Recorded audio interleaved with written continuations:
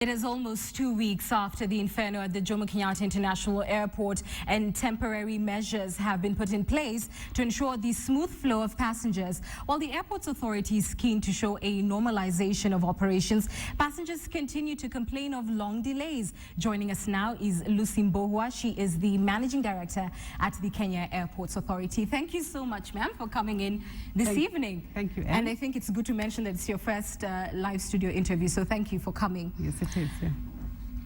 Where do we stand in as far as investigations into the cause of the inferno? Okay, the investigations are ongoing. They are not yet over. And I think when they finish, they'll give us first a preliminary report, and then they'll give the full report. But do we have any kind of indications as to what happened? I remember when the fire broke out, the first fingers were pointed to an electric fault. From where you sit, is that information that you have received as well? No. There's been no indication on what caused the fire. As investigations continue, I think they'll come to the bottom of it and they'll let us know. All right. Kenya certainly lost out during those few days immediately after the inferno to neighboring countries. Have you been able to estimate the loss in terms of perhaps passengers, cargo diverted to other airports? I want to believe that there was no loss.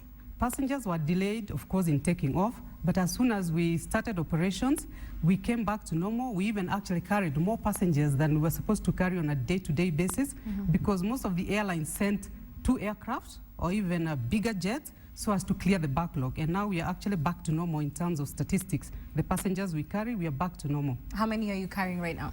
We are carrying between 17,000 and 19,000 a day, depending on the day. Well, it's interesting because on the one hand, there is a very PR savvy, if you like, approach that is being taken by yourselves. And of course, Kenya Airways as well, that operates heavily from JKIA, saying that operations are back to normal. But the feedback we receive from the newsroom is passengers complaining of these really long delays, some saying up to 4 hours in queues. What's the problem?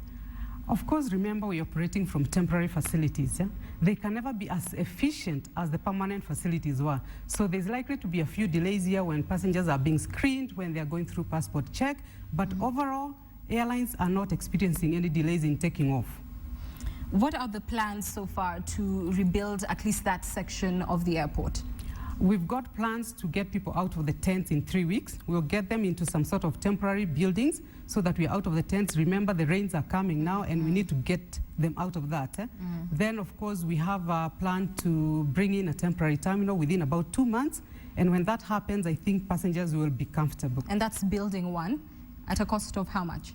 Well, it's being imported actually and then set up at JKIA, and it's going to cost about $30 million US, because it's a complete unit of arrivals and departures with all the equipment that is necessary to run a terminal. Well, certainly the whole region is looking to Kenya to get that airport up and running soon, and we certainly do wish you the best, Lucy. Okay, thank you so much. Thank you, Anne, for coming in tonight. All right.